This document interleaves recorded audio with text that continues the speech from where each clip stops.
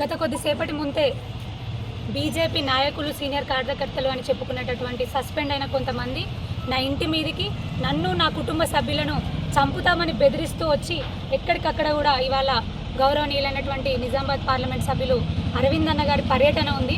వారు మొన్న municipal election సందర్భంగా గెలిచిన కౌన్సిలర్లని అదేవిధంగా క్యాడర్ని కొంత కలిసి వారితో గెట్ టుగెదర్ ప్రోగ్రాము మీటింగ్ అది ఉంది.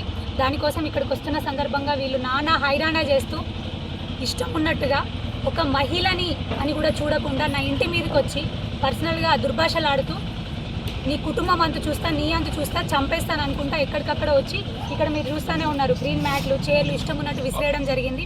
లోపలికి వస్తూ ఉంటే సిఐ గారు ఎస్ఐ గారు వచ్చి వాళ్ళని లాక్కెళ్ళడం జరిగింది. నా భర్త కూడా అప్పుడే బయటికి వస్తే వారికి చూపిస్తూ డైరెక్ట్గా వారి ఎదురుగా వస్తూ నీ అంతు చూస్తా, నేను బతకనివ్వను, చంపేస్తా అని ఇష్టం ఉన్నట్టు దుర్భాషలాడడం మాట్లాడడం జరిగింది. అదంతా కూడా రికార్డ్ అయింది. మా వాళ్ళందరూ కూడా ఇక్కడ ఉండి ఆ వీడియోలను తీస్తున్నారు.